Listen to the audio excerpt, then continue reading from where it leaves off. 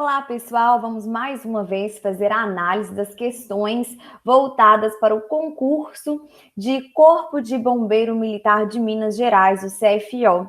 A provinha que nós vamos analisar hoje é a prova referente a que ocorreu em 2010, também seguindo aquele mesmo molde de 5 questões. E aqui eu vou estar te ajudando a gabaritar as questões de direitos humanos. Então, vamos lá? Bora lá! Vou colocar aqui para compartilhar. Importante. E vamos juntos.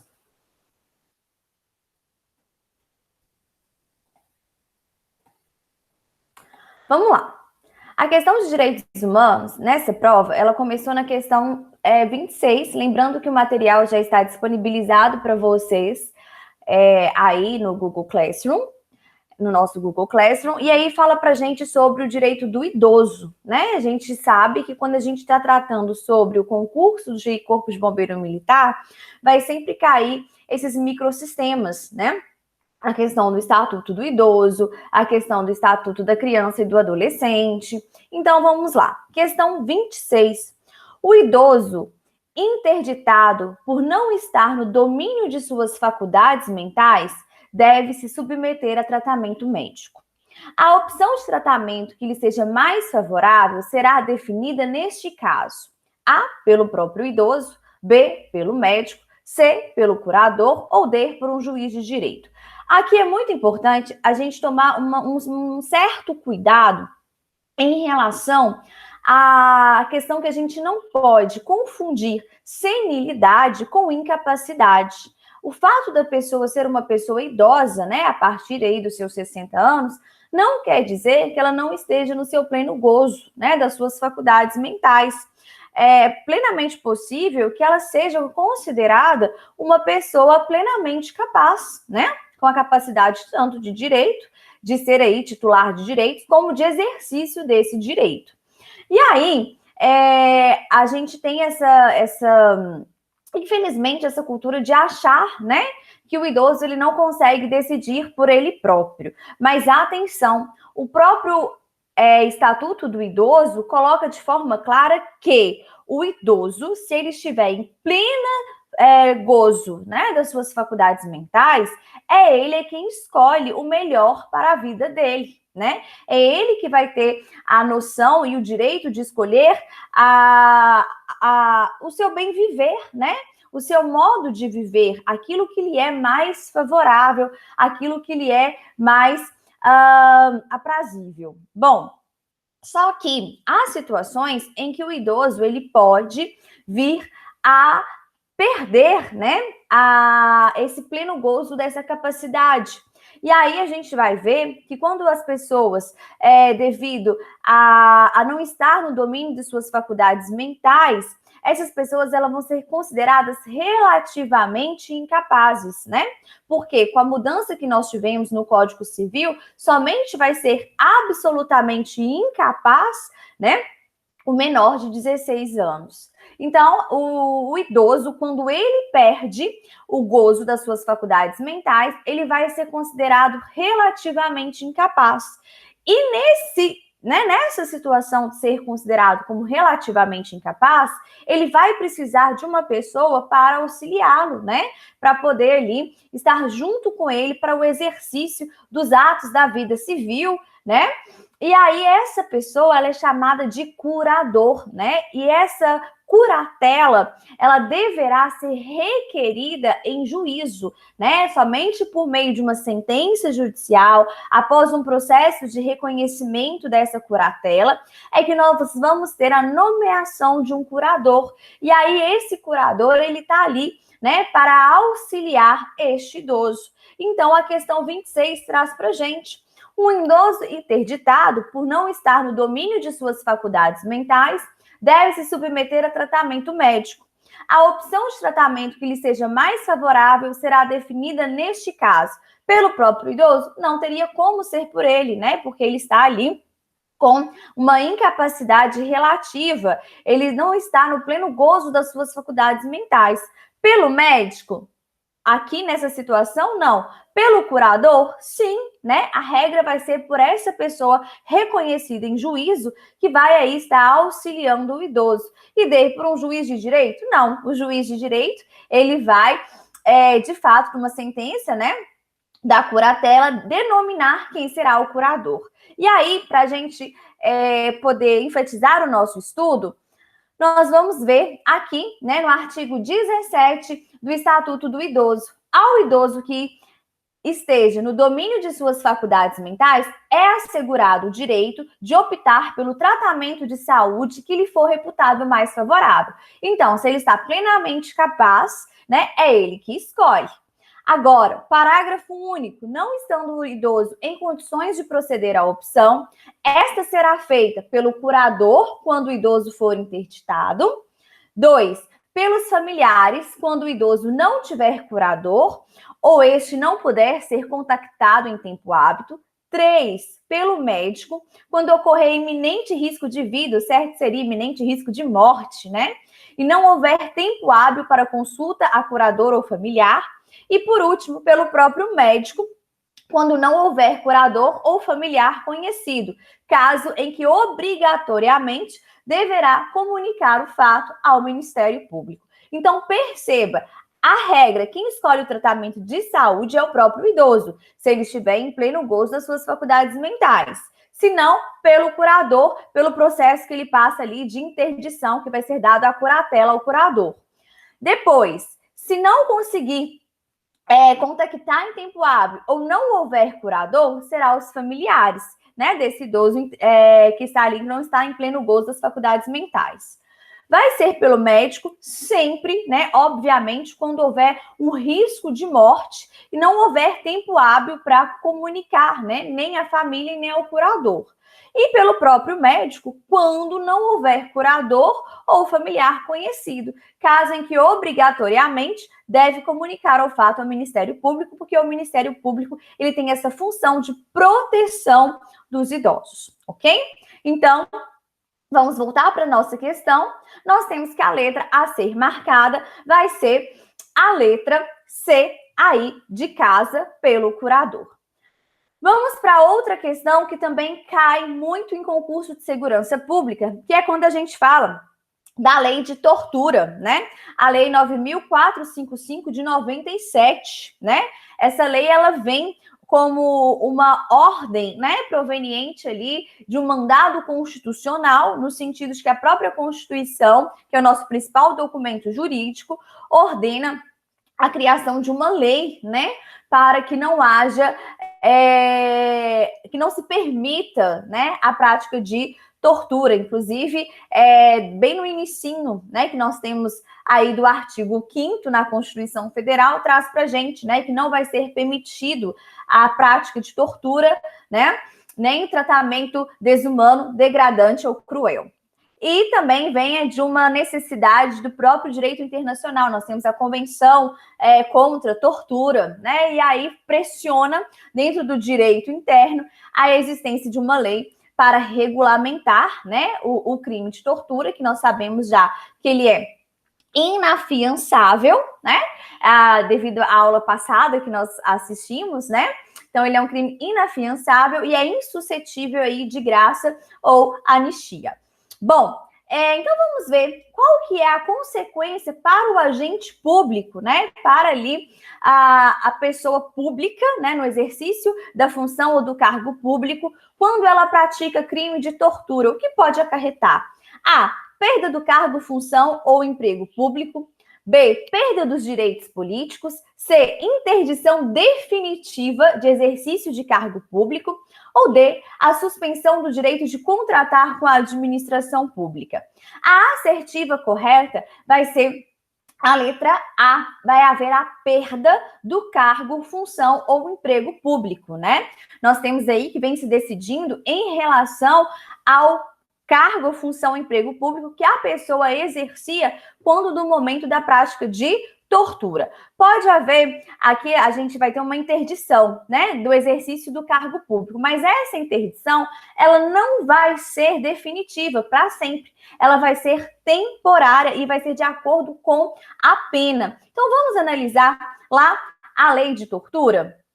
A lei de tortura traz para a gente, olha aí, a lei 9.455, de 7 de abril de 1997, define os crimes de tortura e dá outras providências. E aqui a gente tem, né, algumas situações que vão ser consideradas como crime de tortura, né? Exemplo, constranger alguém com emprego de violência ou grave ameaça, causando-lhe sofrimento físico ou mental.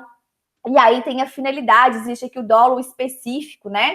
O especial fim de agir, com o fim de obter informação, declaração ou confissão da vítima ou de terceira pessoa, é a tortura ou confissão, para provocar uma ação ou uma omissão de natureza criminosa, né? Que vai utilizar ali aquele que é torturado, né?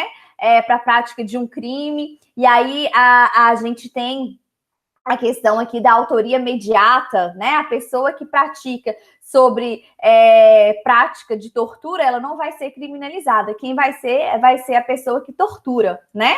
Aí nós temos, em razão de discriminação racial ou religiosa. Depois, a outra possibilidade, submeter alguém sobre sua guarda, poder ou autoridade, com emprego de violência ou grave ameaça, a intenso, aqui é importante esse intenso, sofrimento físico ou mental, como forma de aplicar castigo pessoal ou medida de caráter preventivo, né? Nós temos aqui uma discussão, né, entre maus tratos, o crime de maus tratos e o crime de tortura. O crime de tortura ele vai ser mais sério, por quê? Porque além de existir o maltrato, a gente vai ter aqui um intenso sofrimento físico ou mental, além do emprego, né, da violência ou da grave ameaça. Reclusão de 2 a 8 anos.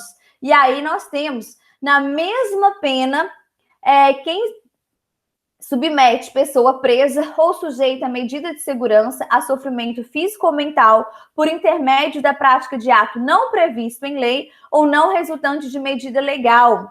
Parágrafo 2º, aquele que se omite em face dessas condutas, né, a tortura por omissão, quando tinha o dever e poder de evitá-las ou apurá-las, incorre na pena de detenção, a pena vai ser um pouquinho menor quando a gente tem essa tortura ou omissão, de 1 a 4 anos. Se resultar lesão corporal de natureza grave ou gravíssima, né, a pena é de reclusão de 4 a 10 anos, e se dessa tortura resultar a morte, nós temos a reclusão de 8 a 16 anos, ok? E aí, vamos observar em relação ao aumento de pena, né, pode aumentar essa pena aí de um aumento variável de 1/6 a 1/3. Se o crime é cometido por agente público, tá vendo a importância aqui de evitar essas práticas por parte de agentes públicos, né? Se o crime é cometido contra criança, gestante, portador de deficiência, adolescente ou maior de 60 anos, a gente tem aqui a questão da vulnerabilidade dessas vítimas, né? E inciso 3, se o crime é cometido mediante sequestro. Aí olha o parágrafo 5º que nos importa.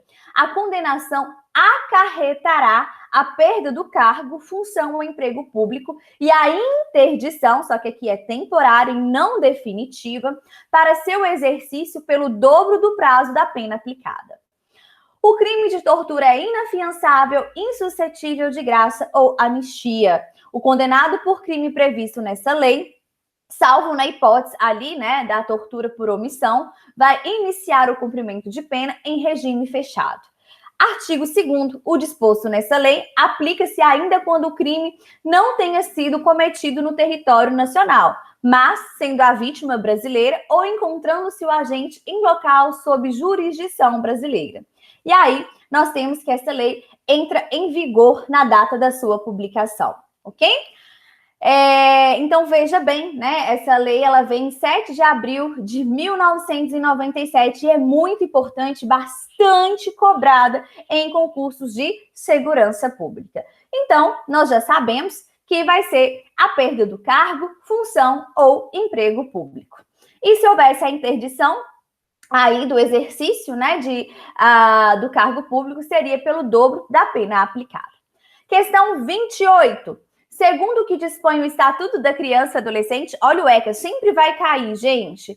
Entre outros, produtos e serviços de venda proibida à criança ou ao adolescente não se incluem explosivos, bebidas alcoólicas, bilhetes lotéricos, jogos eletrônicos violentos. Gente, de forma expressa, nós temos no ECA que é vedado, é proibido a venda de explosivos, salvo aqueles que não tenha um efeito, né, de periculosidade considerável. Então, por exemplo, aquelas bombinhas que a gente compra em São João, aquilo ali não teria um problema, né? Aquelas que a gente joga no chão e estrala.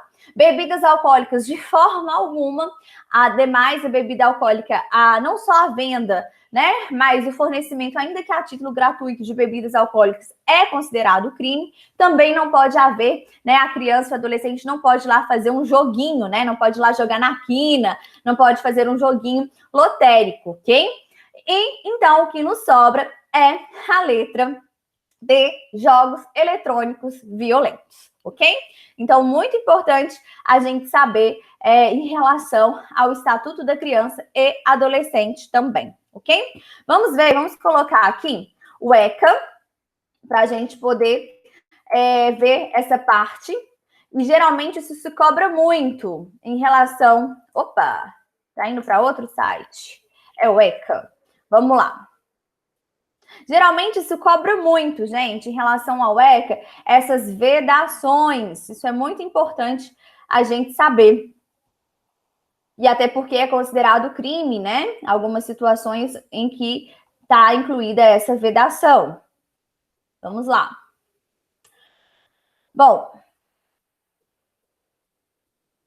vamos colocar aqui. Proteção ao trabalho. Prevenção especial. Aqui, 81. Produtos e serviços. É proibida a venda a criança ou adolescente de armas, munições e explosivos, bebidas alcoólicas, produtos cujos componentes possam causar dependência física ou psíquica, ainda que por utilização indevida. Fogos estampidos de artifício, exceto aqueles, né, como eu disse para vocês, pelo reduzíssimo potencial, sejam incapazes de provocar qualquer dano físico em caso de utilização indevida. Não pode haver revistas ou publicações que aludem ao artigo 78. Essas publicações são de fins ali que contenham mensagens pornográficas, né, ou obscenas. A gente tem aqui, ó, as revistas e publicações contendo material impróprio e inadequado a crianças e adolescentes deverão ser comercializadas em embalagem lacrada, com a advertência do seu conteúdo, ok? Depois nós temos bilhetes lotéricos e equivalentes, como também é proibida a hospedagem de criança e adolescente em hotel, motel, pensão ou estabelecimento congênito, salvo se houver autorização expressa ou se estiver acompanhado pelos pais ou responsável, ok? Então, nós temos aqui o artigo 81, que traz pra gente. Não traz os jogos violentos, né? Apesar da gente ter uma tendência a querer marcar essa questão, mas, enfim, não há uma vedação expressa para isso, tá? Então, é muito importante a gente ter isso. Vamos olhar aqui também em relação ao crime, né? Quando há uma medida administrativa e existe o crime também em relação à venda de bebida alcoólica. E isso é muito importante a gente também saber, né? Isso vem de uma forma recente, né? A verdade é essa, né? Como uma forma de deixar bem claro aí a prática do crime em relação a isso. Então, vamos olhar aqui em relação aos crimes que são praticados aí contra criança e adolescente. Vamos lá. Temos aqui. Vamos passando. Bom, veja. Aqui, ó.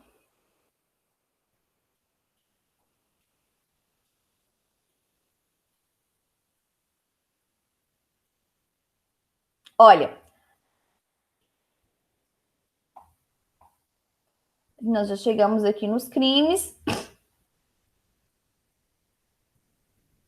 Aqui, ó. Vender. 243. Vender, fornecer, servir, ministrar ou entregar, ainda que gratuitamente, de qualquer forma, a criança ou adolescente bebida alcoólica ou sem justa causa, outros produtos cujos componentes possam causar dependência física ou psíquica. Isso veio uma alteração, tá vendo, pela Lei 13.106 em 2015. Detenção, nós temos aqui de 2 a 4 anos e multa, se o fato não constituir aí crime mais grave. Então, veja bem, né? É o artigo 243 que traz para a gente, né? Através dessa redação dessa lei 13.106 de 2015, né? E aqui é importante também porque ela altera o código, né? O ECA, né? Na verdade, porque ela põe o seguinte: olha, se você vende bebida alcoólica para criança ou adolescente, você vai pagar uma multa, tá vendo? De R$3.000 a R$10.000.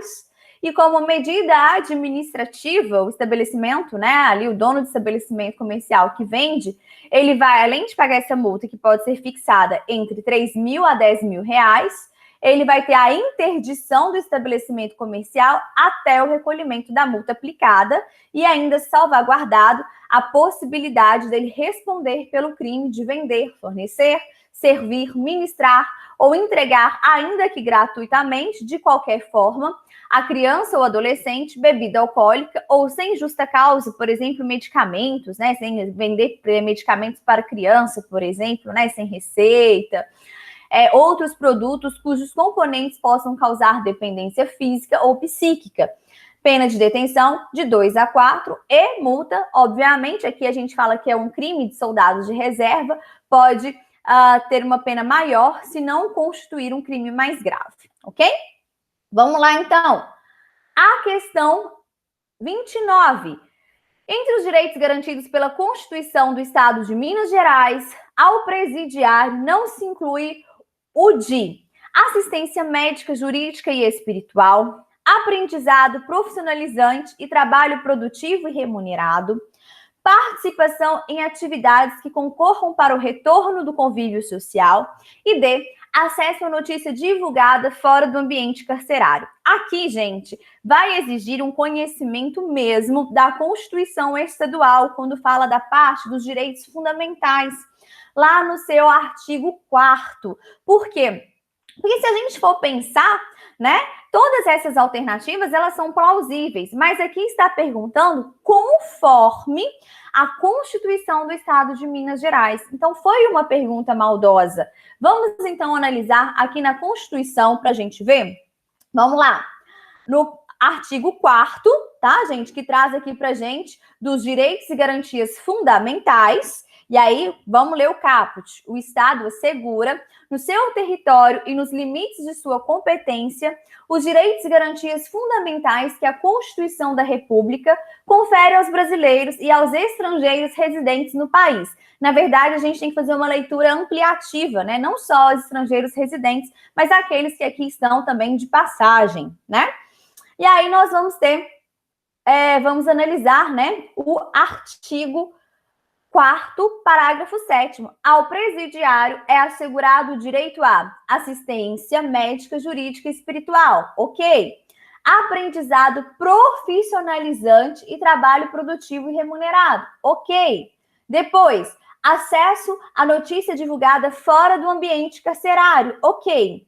E acesso aos dados relativos à execução da sua respectiva pena e creche ou outras condições para atendimento no artigo 5º L da Constituição da República Federativa, né? É o artigo 5º 50 que nós temos, que fala, aí, inciso 50, da questão das presas, né?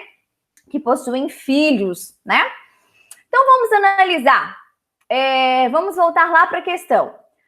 Assistência médica, jurídica e espiritual? Perfeito! Aprendizado profissionalizante e trabalho produtivo remunerado? Perfeito, segundo ali a Constituição do Estado de Minas Gerais. Acesso a notícias divulgadas fora do ambiente carcerário? Ok. O que não tem de forma expressa é participação em atividades que concorram para o retorno ao convívio social, ok? Então, nós vamos ter aqui a letra C de casa, né? Vamos para a questão 30.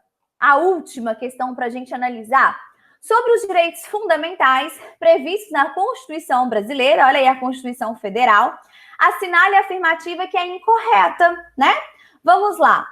Não se admite, entre outras, as penas de trabalhos forçados e perdas de bem.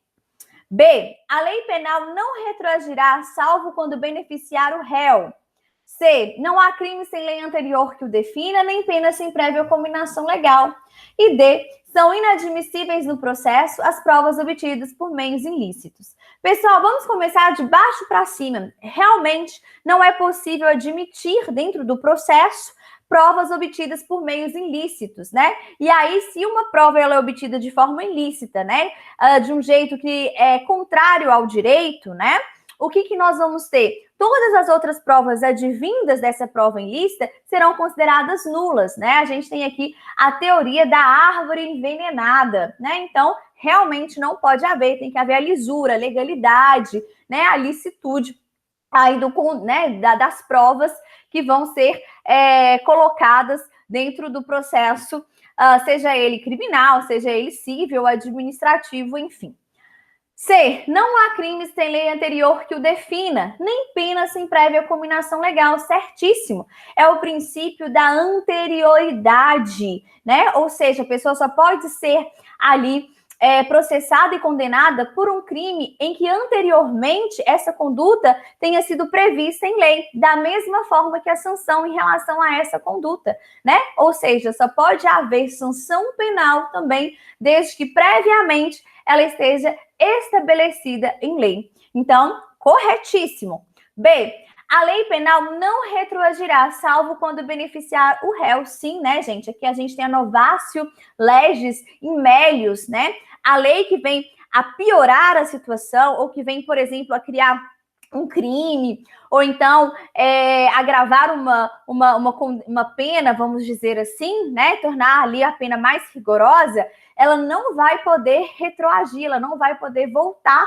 Por quê? Porque isso ia prejudicar a situação do réu, né? Então, se houver vamos imaginar que um crime ele era punido com a pena de 1 a 5 anos e depois ele passa a ser punido de 2 a 10 anos, essa nova lei, ela não vai poder retroagir, ela não vai poder voltar para a pessoa que cometeu o crime quando a pena era de 1 a 5, né? Então, a gente tem aí que a lei penal maléfica, ela nunca retroage.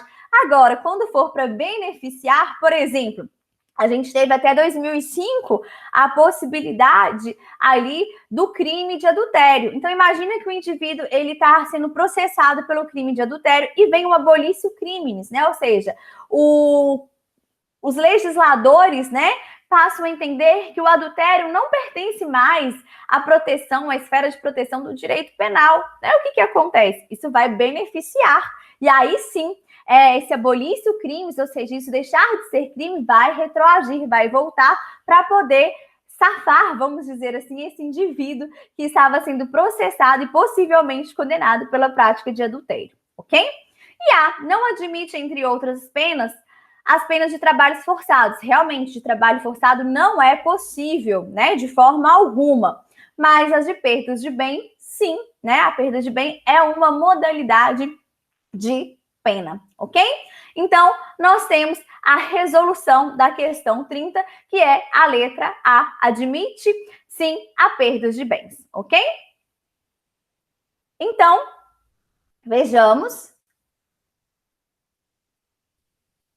Perceba, né, que nós analisamos as 5 questões que caíram na prova de 2010, né? E aí nós tivemos a Constituição Federal, nós tivemos a Constituição Estadual, nós tivemos o ECA, nós tivemos o Estatuto do Idoso e a Lei de Tortura, né? Então, vocês têm que ter uma noção de que quando vocês forem estudar a relação aí, né, dos direitos humanos voltados para a prova do corpo de bombeiro, né, oficial de corpo de bombeiro, vai exigir de vocês esse conhecimento amplo, né? Então, fica a dica, não adianta estudar apenas a Constituição Federal, né? Não adianta estudar apenas a Constituição Estadual, não adianta estudar apenas a Declaração Universal dos Direitos Humanos, que apesar que nessa prova não cobrou, mas que nós fizemos na aula passada cobrou, né? Não adianta estudar só a lei de tortura, é preciso fazer um estudo sistemático. Então, né, quando você estiver estudando, fica a dica, estuda aí por dia, né? 1 hora de cada uma, né? 1 hora ali de tortura, 1 hora de Estatuto do Idoso, 1 hora do ECA, 1 hora ali da Constituição Estadual de Minas Gerais e da Declaração Universal dos Direitos Humanos, né? Então, é importante que vocês tenham essa sistematização para aumentar a chance de acertos de vocês. Espero vocês nas próximas aulas, que vocês possam ter um excelente estudo. E lembrando, né, que eu estou à disposição para poder estar sanando as dúvidas que eventualmente forem surgindo, tá bom? Beijo grande e excelente estudo para todos vocês. Até mais, até a próxima. Um beijo. Lembrando que vocês podem me seguir nas redes sociais, eu tenho o Instagram, @professora Leandro Thiago, né? E também divulguem o curso, né, para os seus amigos, para os seus conhecidos, que é uma forma da gente fazer uma difusão democrática aí dos conhecimentos. Um beijo grande a todos e todas, né? E todos. Beijo!